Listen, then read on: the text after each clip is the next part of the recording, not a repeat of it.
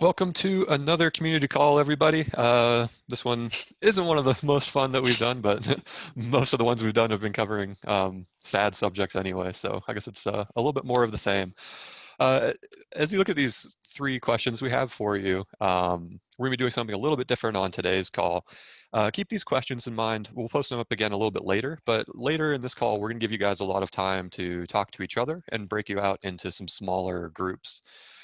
Um, so today we're going to just talk about the wave of closures that have been happening over the last couple weeks. We've got a great couple of people with us, Kristen Horowitz and Alice Cow from the California Indoor Climbers Coalition, or Indoor Climbing Coalition, my apologies. And so we'll chat with them about their experience and how it could impact what you guys could do in your own areas and give you a little bit of a discussion with them, some time to ask them questions and get some answers, and then we'll move into those breakout discussions where you can talk about how to work together and how to work together locally.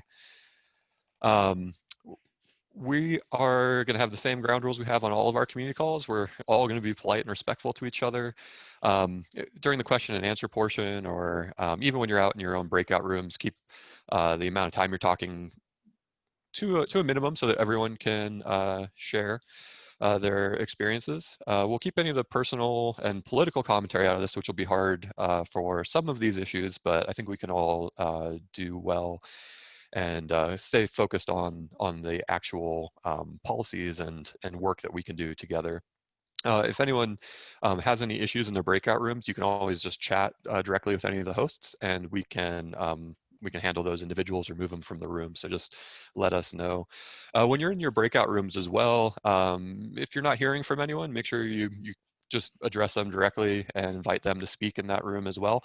Sometimes it's a little bit hard for people to jump into a conversation, just different personalities out there. So once you're in your smaller groups, yeah, just keep an eye on all of those folks. Um, you probably saw in our last newsletter, we have a new survey going around COVID protocols and some of your facility characteristics as well. I would really appreciate if you guys jump in and fill out that survey for each one of your locations if you have multiple locations. The importance of this survey is that we can use that data to write more specific and higher quality position papers to any of the officials that we're communicating with around reopening procedures. I think one of a lot of people out there might be a little bit cautious and pessimistic about their ability to influence change, but we really can. And I think it's what we have to focus on is the areas and the things that we can change. It is going to be unlikely that you're going to influence whether or not your gym's closed down, since that's tied to a much larger set of criteria. But the things you can influence are when you are able to open back up, what that looks like, what your capacity looks like, what kind of rules you need to follow, maybe like hours of operation, even if that's part of your state's protocols or county's protocols. So the data in this survey will really help us make some good suggestions on those specific questions that people are trying to reach out to their to the various task forces and groups that are writing the reopening guidance. So we still have a lot we can say there, and you guys can help us say that more effectively by filling out the survey. So thank you. I'm going to go over where we're at just really quickly. I imagine most people here know since they're living it. But we've got a number of states and counties that have drastically reduced capacity or completely shut down fitness gyms and climbing gyms at the moment. I think we'll see more of that happening by the looks of things and kind of the trajectory of the virus statistics that we see around the country and the world. And I think one thing I want to urge you guys to do really emphatically is when you're facing a 2-week or a 4-week closure, which is kind of the current thing that's happening to everybody right now, I think you can safely assume it's going to be longer than that, and I think you really need to plan for it to be longer than that. As far as I know right now, the only place with a longer term is Philadelphia specifically, who's closed down through the end of the year, and they're going to reevaluate by January 1st. Everyone else, you're in this weird middle ground where it seems like things might change next month. Since a lot of what's driving this isn't your gyms or your businesses, it's other events like the holidays that we're all entering into. I think we can safely assume that go that there's going to be a big impact through the holiday season. So at the very least through New Year's, and anyone who is closed or who's going to get closed in the next number of weeks, I think don't don't plan on that changing by the end of the year. And likewise, I think there's a lot of good news on the horizon around vaccines and delivery for that. And of course, we're all hoping that starts up as soon as possible, but keep in mind there'll be a manufacturing distribution timeline that's going to slow down the good news of that starting to the end point where where we're all completely covered. And I think in the middle ground there somewhere, we'll start seeing customer confidence or consumer confidence start to rise a bit, but it's probably going to be towards the middle or end of that process. So, really thinking about not just closures specifically, but like the impacts to your businesses, you probably need to be thinking still in the at least like 1 year to maybe 18-month timeline, that you're going to be operating at pretty similarly to how you've been operating prior to this wave of closures, which is a really hard thing to say and hear, but I think it's the most realistic situation. And if everything's better than that, which I hope it is, then you'll just be in a stronger position once we are there. Um, and the last thing I was going to highlight for the state of the industry is our latest reopening survey. We've seen a little uptick in the number of people who are considering exiting their business, and also an uptick in the number of people who are worried about the impacts of the pandemic being an existential threat to their business. And I just really want to encourage everyone out there to be really honest about this. It's not a it's not a bad thing if you need to exit your business. That could be the best decision for you and your life. So be really honest if you're in that space. And if you do need help, you can always contact the CWA, and we can help you find the right tools to navigate that process. But if that's something that you are going to need to consider in the future, it's better to start considering it earlier rather than later. We have a great webinar and some other resources for you from past events that you can always refer to on our newsletter and on our website in the coronavirus page. So that's a great starting point if you're going through that process right now or considering what that process might look like even. I also wanted to mention what the CWA can do for you. Sometimes that's not as clear as I'd like it to be. And the pandemic's kind of a unique situation in that it's so local, and the people that you're talking to are a different set of people than other times, right? It's not going to be necessarily state legislators and representatives that you're talking to. It's going to be health departments and task forces and maybe like a governor's office. And your voice as a local constituent of those folks is much more powerful than ours. What we can do at the CWA is provide you a lot of ammunition and help with how to talk to those folks, and a lot of resources on what the best practices are and how things are working in other states. But it really helps to have a group of business owners and residents of those areas making the initial part of that argument. So if you're doing that already, wonderful. And what we can do to help you is provide additional resources like position papers and that data for you. So just if you're in that position, or even if you just don't know what to do, just reach out to the CWA. You can email me directly. You can call us on the phone, and we'll help you get to that next step. We're also paying a lot of attention to the federal relief that's potentially coming. There's a couple of different bills that we're paying attention to specifically. There's a little bit less that we can do there other than letter writing and calling campaigns. So we're exploring those options and working with a couple different partners on the key bills there. And then the last thing that we do for you, it's sometimes a little bit under the radar, is we do try to manage the press around the climbing industry and make sure that the articles being written both in our industry's publications and then the mainstream doesn't unfairly target gyms in any way. So that, just wanted you to know that's happening behind the scenes a little bit as well. So that's too much from me. As I mentioned earlier, we have two fantastic people with us to talk about their experience and the California Indoor Climbing Coalition. So I'm going to introduce Alice and Kristen, or maybe I'll let them introduce themselves rather. And I might start with you, Alice, if you can just introduce yourself for the group. Sure. Hi, I'm Alice Cow, and I see a lot of California folks. So hi, California folks. Co-founder and CEO of Sender One Climbing, 2 locations, Orange County and LA, both of which are closed. And actually in LA, it looks like it's getting worse. We have some limited youth programs running, but it looks like we might even go to a stay-at-home order in the next couple of days. So I'm just kind of staying alert on top of what's happening. All right. And might grab an introduction from you as well, Kristen. Hey guys, also it was fun. I'm admitting people and saying hello Californians while I click in. I'm Kristen Terra Horowitz. We originally were Slow Up and now we're the Pad Climbing. I also have a facility in Vegas, and I don't know. Alice and I got together thanks to the Climbing Wall Summit. We kind of did the admin stuff behind the background when they were talking about like, what do you think this works? Do you think the tech will work here? And so we talked and we just really jived really well, and both of us really wanted to see something done, and we're both really hard go-getters, and so now we're like best friends and we work on this stuff. So. All right, that's fantastic. The first question I have for you is just what you kind of touched on there briefly was how did that California Coalition start, and why did you decide to go that direction rather than just working individually?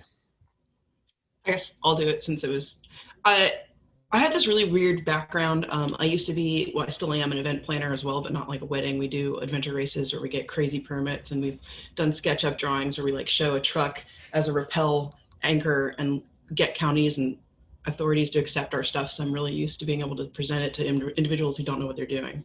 When California was reopened and we had our guidelines, it was great. But then when they suddenly shut us down and they had these crazy guidelines, and I just sat there like thinking like, these guidelines aren't for us. And I was so angry, but I also felt really, I'm one person, and I tend to like chase the windmills when they come up and like fight the fights that are pointless. So I didn't really want to just become the one person doing this. But Alice and I were talking, and Alice was like, yeah, that's a great idea. And it just took one person who said, you know what, let's do this. And I'm going to be there with you. And then that's how this whole thing started, is that way. It was just, we just needed to get going. And then both of us have really good complementary skills. I'm kind of more of an introvert, so I'd rather do all the stuff behind the scenes. And Alice loves talking to people, and it's gotten so much done. And I think it's really cool. So Alice, I don't know if you have other stuff. Yeah, I'll jump in. So I'll tell you what I remember, which is Kristen called me and she was like, hey, you know what? I saw that hair salons and nail salons are lobbying and they've succeeded. What do you think? And at first I was really skeptical. I was like, you know what? Nobody cares about us. Like, we're too small. We don't have enough money. And I was like, you know what? Like, we just got to try. We got to do something. So what ended up happening was one of my members used to lobby for environmental companies, and he referred a lobbyist to us. So Kristen and I called the lobbyist. So I actually think that we got the lobbyist on board first, and then he told us what to do, and then the coalition started. Do you remember this, Kristen? Mm-hmm. So the lobbyist said, look, you guys, the two of you can hire me, but you're not going to be heard. And if you really want the state to hear you, what you need to do is you need to gather folks up and down California in different parts of California, the red pockets and the blue pockets, and you need to form a coalition. So, and he said, you know what, you need to have at least 10 gyms. Remember this, Kristen? And the two of us are like, okay, well, I guess we better start calling. They're climbing. Climbing facilities. So we signed the lobbyists up. We're like, okay, I think we can get 10 climbing facilities. So we just divided and conquered, and I started calling people. I picked up the phone. I was like, hey, my name is Alice from Sender One. I know you don't know me, but this is what I'm doing. And it just kind of grew from there. But that's how the idea started. Yeah. Did the lobbyist explain why 10 gyms was a good minimum number? It's actually a legal requirement to form a true coalition. Yep. There's a whole bunch of paperwork behind the scenes. You have to do like this crazy quarterly reporting. You have to fill out all those applications, and a true coalition has to have 10 members to it. Yeah. So that's why. Yep. And so I was just going to put a comment in there. So a lot of those rules are going to be state by state. So that's the California laws. That'll vary around the country. So if you're in a state with a smaller number of gyms, we can help you explore the options and rules in that state. Cool. So you guys have been really, taking the leadership roles in this effort. I was just kind of curious if you could talk about some of the challenges you've had doing that and coordinating gyms. I know a lot of people out there have been having regular phone calls with gyms in their areas and states, but you guys are kind of taking it to the next step, and it'd be great to hear what that process is like. I think this is more on Ellis. Yeah, I'll start. So, Kristen sent me a list of all the gyms. I'm just going to say gyms. I know you mean facilities, but it's easier. Climbing centers. Sorry. Climbing centers. The reason that I'm making this joke is that for the lobbying purposes, we're trying to differentiate ourselves from being fitness, because we've been lumped into fitness facilities, and fitness facilities right now may only operate outside. Well, we can't. So we're trying to like get into their mind that we are not a gym, that we're a facility. We're a climbing center, which is why we're the California Indoor Climbing Coalition. Anyways, it's a hard habits break. So when Kristen sent me a huge list of all the climbing gyms in California, I think there was like 70 or 80 locations, and I just started calling, and I started calling the ones I know. So like Ian McIntosh from Mesa MIC, he's online right now. So I think I called Ian first, and Ian was like, yeah, I've been thinking about lobbying, but I don't know how it starts, and I'm totally interested. So I called a couple people that I knew really well and got them on board. And then I started calling people that I didn't know as well. And it was just literally like in different pockets of California that I didn't even know where they were, right? So I had to look up the map and I'm like, okay, that's where that gym was located. And it was actually surprisingly challenging. And I'd say the biggest challenge is that I discovered that a lot of us in this industry don't like each other very much. Because I would call this guy, I'm not going to say what area, but I would call this guy, I'm like, hey, do you know this other guy who's 30 miles from you? And then the guy was like, well, I can't, I know who he is, but he hates me, so I can't call him. Like, this was happening all over the place in different pockets of California. So I just really thought, I was like, wow, you know what? There's got to be something we can do to like unite everybody. So I think what happened was it just kind of grew, right? We had like 10 gyms, and then it was 12 gyms. And now I think we're at 26 coalition members as of today. And yeah, I mean, it was just like the effort of bringing everybody together. And I remember what happened was we called a group conference call with the Lobbyist. Do you remember that, Kristen? And the Lobbyist was the one that he did a great job like convincing everybody and get everybody on board. Because the Lobbyist says, look, if you guys think that, like, what he called it was, this is the new industry syndrome. He said when he first started lobbying for solar companies, they were doing the same thing. They were fighting against each other. And then he told them, look, you guys have bigger problems to fight right now. And you need to bond together and fight the state together. Because if the state doesn't allow you to operate, then the whole industry is going to disappear. And I think it was really from that phone call that the group became united. Do you have anything to add, Kristen, to that? Yeah, I mean, I'd also, let's be honest, not everybody likes our take on how we're doing it. Not everybody is participating, not everybody is contributing financially. In fact, the majority aren't. And I think it's really important to know that, like, while they are on the website, it doesn't necessarily mean that they're fully united in everything that we're doing. It's not a happy family where you hold hands and sing Kumbaya. There's other options out there right now. I see you're looking at me, and I'm not going to call you out, but I have one person who's very loud about, hey, I think we should sue, and I'm gonna like defy the orders, and it's cool, and I'm like, I think we're the moderating force where we're like, look, we're not going to go there, and the reason I don't want to sue is this, and I have this really strong attorney who's like, I will literally divorce you. He works for me for free because he's watched me make so many mistakes that he like just shows up and does stuff. So for me, I can't advocate, let's go sue and spend months and money on this. And he's like, it's not going to work, so don't do it. But there's people there that really want to do the fight. And I get that. I totally get that. And then the same thing, like, every day I get texts like, why don't you just open in defiance? Because in my county, they actually said, we're not going to enforce it. We're just not going to. So then it's a question of like, what am I going to do here? And then again, my attorney says, well, if you do this, I divorce you. So for me, I have to, that's why we're a moderating force where we're saying, look, we're going to do the one thing we can do, which is lobby. And the reason that I was really behind the lobbying thing is, again, usually I go and try to find the connection and talk to that person directly, but this world is pay to play. And lobbyists exist for a reason. And strangely enough, I was into like youth and government as a kid. Like I like politics. So I was a lobbyist as like a thing in high school, and I like sat in the California Capitol. I know exactly what they do. We got to like pretend to be those people. And it's paying somebody who has the connections to have a conversation with somebody who you wouldn't normally get in on. And the other interesting thing I would say is that when we got that lobbyist, like, thank God for Alice's reference, because then we had a bunch of people being like, well, which lobbyist is it? Are they any good? And we could tell who it was, and they'd be like, oh, okay, good, that guy's legit. So you can have crappy ones too. So it's like, you have to get into this space of like being able to understand what you're gonna do, and then be able to take, not only just, you can't sit back and let the lobbyist do it either. You kind of have to push him. Like, we'd be like, so what's going on now? And he'll be like, you're annoying. And I'm like, great, but you told me to be annoying. And they don't tend to like move very quickly, but me and Alice don't want things to move slowly. So, you know, there's a lot of other stuff we're doing. Like, I'm working on a consumer confidence campaign that I hopefully will have released by the end of December if I don't have time, that everyone can use.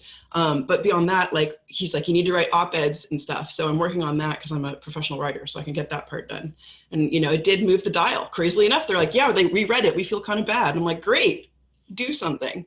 You know, like, we had all this technology. We got Zoom where we had pictures of our gyms behind us, and they'd be like, well, what about this? I'm like, well, look at this person climbing in a mask, and this one. So there's like all this work behind it. And I don't want to say that just hiring a lobbyist is going to solve your problems, or that unity will solve your problems. You really just have to have a couple people that are willing to do the fight and like kind of enjoy it. Right, Alice? Like, I think we both we went from kind of being despondent, like everyone's controlling us and we have no means, to being like, we're fighting the good fight. And like, being able to talk to each gym owner about how they feel also is like, I'm doing something good. So when I wake up in the morning, I have my one gym that's closed and slow, and I have a gym that's open in Las Vegas. And I'm not really, like, what keeps me actually going is the fight with the coalition, because I see it. Yeah, I agree with that. And I think I shared this with you, Garnet, which is, as I'm sure a lot of you guys can relate, you know, after the second time we shut down in July, I was starting to feel just, you know, tired and exhausted. And I didn't even know why I was getting up in the morning. Like, what am I doing here? Mm-hmm. But working on this coalition has actually helped me find a new sense of purpose, and to sort of tell my team, coming to my team meeting, everyone be like, hey, this is the progress we're making. And it's just, and I think the purpose is just that we're fighting for the greater good, and you're doing something that's bigger than yourself. And that has been really rewarding. And just to getting to know all the other gym owners, you know, like this third closure, so California just closed in the last 2 weeks, but we're all texting each other, and I thought, wow, this is amazing. I mean, as much as this sucks, there's this guy who's, you know, a couple miles down from me who's texting me and said, oh, this is terrible. And it didn't happen the last 2 closures. So it's also nice to just not feel alone. Mm-hmm. Yeah. Yeah, that kind of brings it full circle to where you started, Alice, which I was going to comment. I was going to add, I've had the privilege of, you know, joining a good number of the, you know, state-by-state collaborative calls that you all are doing out there. And, you know, definitely noticed similar trends there and in the past with the industry in terms of people's willingness to collaborate. But I think we're at a bit of an inflection moment where we can really take advantage of the severity of the current situation to get our industry past that point. And you guys are doing a fantastic job, I think, in California making that happen. Another common thread that came up in a lot of the calls I was on were people being hesitant to, you know, bring unwanted attention to our industry, like we're going to be able just to float beneath the surface when it comes to things like licensure or other rules or regulations that might come in the future. And I think these kind of groups that like you're putting together are going to be really powerful for the eventuality of those things happening in the future. You know, as we're growing, we're not going to be under the radar for too much longer. And I think being proactive about that and setting up systems like this will really help us in the future. So I'd again just encourage everyone out there to keep in touch with your fellow owners and operators in your states, especially, and that'll help us help you once we get to some of those future challenges. I wanted to speak to something Christina said real quick. Sorry, Alice. Christina asked in the chat. She says, "We're in states where the number of climbing facilities is too small to create a coalition of at least 10. What are the other options? Can something be done at a national level?" One of the reasons why Alice and I are super motivated, and it's also why we wanted to be on this call, is that we kind of see ourselves as setting us, if we can set ourselves up for success, it's going to go to you guys next. Because think about it like a lawsuit. Once you open the door just a little bit, then you go, well, look what they did in California. California agreed to do this. So for example, one of the big wins we had, first early win, which was the way it was done was weird. We originally called out in the guidelines as family entertainment, it said climbing walls. And most jurisdictions in California, most of the counties were like, well, that's not what they mean. They mean like trampoline parks or entertainment centers. But a few jurisdictions like Santa Barbara, I want to say, I might call it Solano, wherever south of San Francisco and San Francisco, we're all like, well, no, you're closed because it's an entertainment center. So our lobbyist had one conversation, and then the next Tuesday they updated it. And then they called us and was like, is that enough? And we're like, no. But just little tiny things like that then goes, well, look, you listen to us here. Now you can listen to us here. And again, California is probably the most restrictive and like really dialed down of every state. So if we can get this done, then you guys can take this information and go elsewhere. On the federal level, much harder to do. I mean, that's where CWA has explored too. And I know there's some other people that have been trying to work at that. The federal level, they can't even get their stuff together to handle it at all. So that's why you really need to rely on like state leadership and who you know and stuff. So sorry, Alex. Actually, and I said, I see Michelle on here from Washington. So I know that she also formed a coalition and they have 20 gyms in Washington.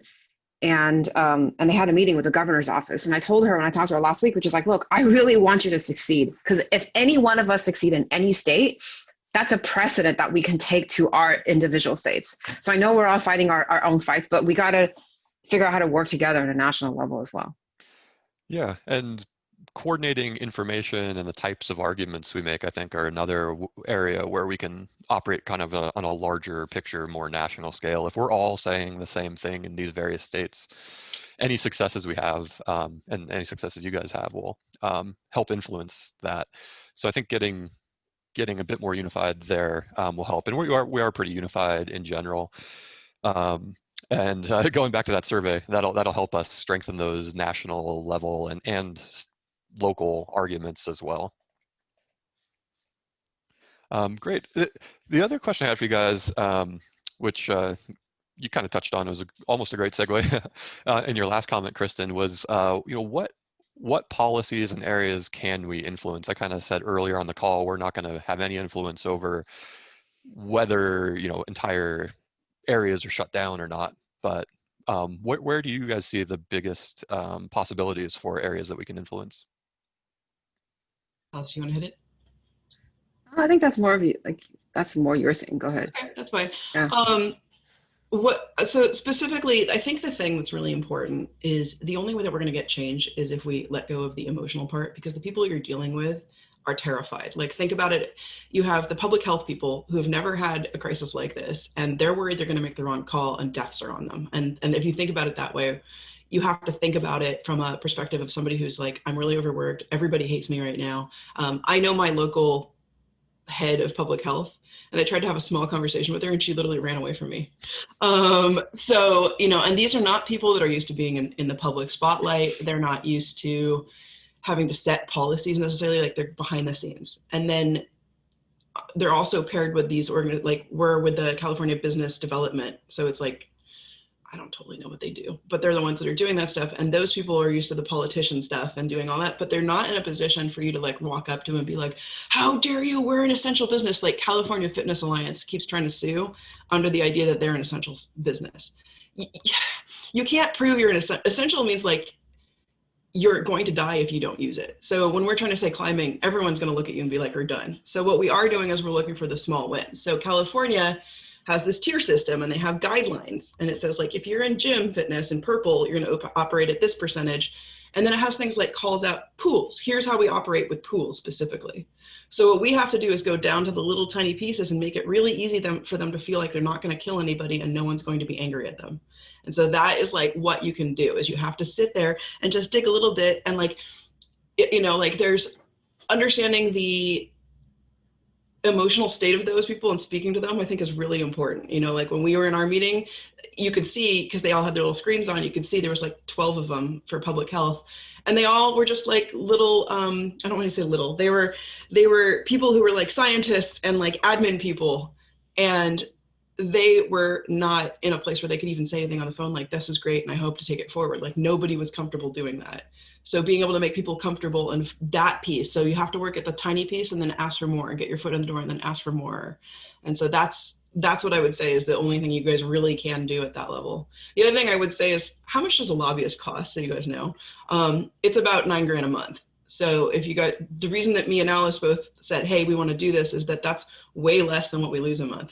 So if nobody else puts in money for it, if we get open, that's still more money than I would have had. So for us, I'd rather spend money now and then get open in December than just sit there and twiddle my thumbs and lose like triple that, you know. So that's kind of where we're at. Yeah. I was going to add that so we had our public health meeting. It was me, Kristen, and Jeffrey Bowling from Touchstone. And that was probably like the most fun I've had, honestly, all of this, because we spent 3 hours preparing, writing a script, because the lobbyist was like, you guys got to be on the same page and be organized.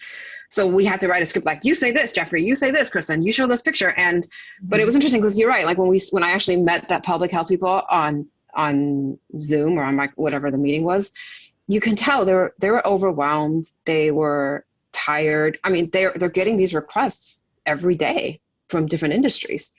But what was interesting was like the questions they asked really helped me understand the things they care about. Like they asked about how long people are in the facility. They asked about the masking. They asked about teaching classes. So it was just like an interesting experience to have attended that meeting. Yeah. Fantastic. I'm going to put a little plug in, just so it's really explicit. Anyone out there in California who's not already a member with the California Indoor Climate Coalition, get in touch with Alice and Kristen and become a member. And anyone who isn't financially supporting, do your best to change that and give them some financial support. It's not over yet, and it's everyone's help is needed over there. And I'll add to the guidelines, which is our lobbyist has been in touch with the business development offices, and I know this is the same with Washington as well, is they're still looking at our case and our numbers and our data, and we have a really good argument, but they're not going to make any changes right now while the entire country is at a stay-at-home order. So we haven't taken our foot off the gas, and we just need to keep pushing, because I do think that when things turn around and they're starting to open things up, we want to be the first in line to be considered. I wanted to answer one thing that I'm seeing some in the comments, which is, what would you say to a potential gym owner thinking about opening a new gym right now? Alice and I are both looking at expanding right now. We're working simultaneously on trying to keep what we have, but also grow. Like Garnet said, there's a timeline on there that's 18 months, right? And once we're out of that, it's go time. And both of us have had real great success with negotiating with landlords. And doing that kind of stuff. So don't be afraid if you're looking to open new gyms. You just have to get through this period, and landlords understand that. And landlords are also really interested in getting their places filled, because things are not there from people who will pay it. So it's a crazy place to be. Yeah, and you're not alone either. There's I believe this year we're going to see more new facilities open than we did last year. So there's quite a number of gyms out there that they're opening up. I talk to people weekly, monthly, if not weekly, about opening new projects around the country, and with timelines in like early next spring even. So there's a lot of people out there looking at that. And the other part about that timeline, like Kristen just mentioned, is I think the long-term outlook for our industry is massive. So there's, as long as you could weather this storm, then the future looks really bright. I'll add one more thing about the coalition that the lobbyist reminded me to talk about, which is this is not going to be the first time. This may be the first time that we join together to fight against some regulation, but it's not going to be the last time.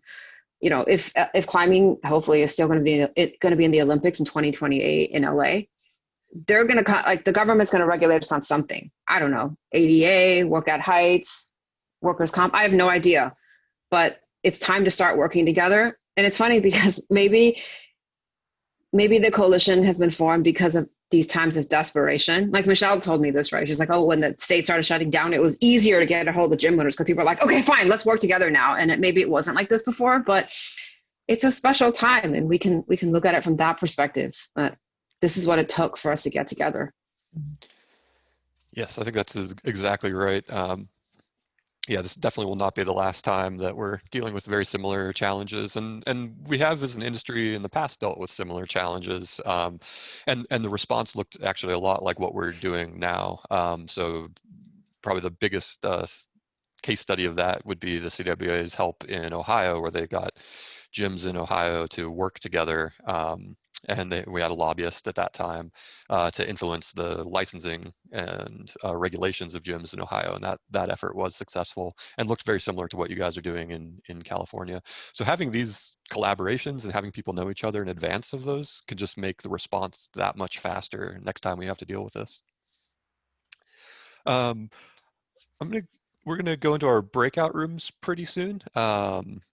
So right before we do, I was just gonna see if there's any other questions. You guys can throw them in the chat for folks, and I'll talk about the breakout rooms as you get some questions in there. We'll maybe do about 5 minutes for questions before going into our breakout rooms. Those breakout rooms are either by state or by region, depending on how many people joined this call from those particular areas. And if you're in those regional areas, what would be really good to focus on is like what your next steps are going to be and how you're going to be able to get people together in your state. If you're in a state group, then start that collaboration right now. That's what we're here for. So I'm just going to pour through the chat here for a minute and see if there's any questions that came up that we didn't answer directly. No, I think we got most of them, and we'll rejoin at the end of the breakout session in case anyone would like some more time. So yeah, if you could break us out, Laura, we'll see you guys on the other side. Welcome back, everyone. Sorry, that caught me off guard a little bit. Just gonna share my screen here. Hopefully, you guys made some new connections, or if you haven't, continue reaching out to us. If you didn't find anyone from your state or you didn't find the right person that you'd like to talk to, just reach out to us directly at the CWA and we can put you together most likely.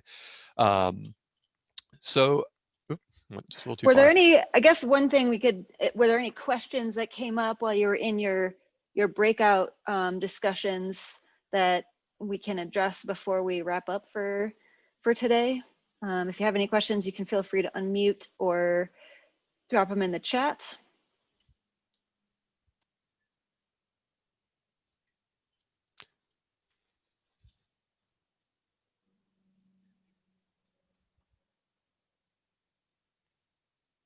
All right. Okay. Well, this. Can I have one thing that yeah, got brought up in the California one, which I think is interesting, and I think it's important if you do choose to advocate. Everyone talks about big box stores. One of the things that was illuminating when we talked to public health was they were less concerned with contact tracing and all of those things. The things that they were concerned with was duration that we were there. When they said, well, how long is it? And Alice, I can't remember what the other stuff that they were worried about, but it was really surprising where we were not prepared in that way to be like, oh, that's what you were concerned about? It was classes. She was worried about us teaching classes. And I was like, what? Yeah, instruction. So, and the reason that this is actually, I should have thought about this when we did this presentation, is in California, and I don't know if this is true for everybody, but in California, the way that they deal with contact tracing is, have you spent 15 minutes or more with an individual? Because that is what, it's droplets and duration. So if you guys choose to advocate, do know, like, that's probably why big box stores and malls in our case are open, is because people are cruising around and not spending 15 minutes or more with people. So if you can continue to address stuff and you think about it that way, that is one thing that we did not see coming when they asked that. And then I did follow up and respond to that, but of course, we're where we are right now. And I told this to the group I was in the Midwest group earlier. We want to share all of our materials. Like, do not just take it. Take everything we got, because that's why we made them. That's fantastic, and thank you guys so much for being here and sharing your thoughts, and for all the work you're doing for California and everyone else. It has and it's gonna continue to make a huge impact, I'm sure. I'm gonna make one final pitch to you guys to take the time. It's a little long and boring, but take the time to to fill out this survey for us. All this data helps, and we'll be giving it back to groups like the California Indoor Climbing Coalition to work into their position statements as well, and will really help support everyone in the industry just by taking the time to do that. It'll get us a little bit further in some of the arguments we'd like to make industry-wide.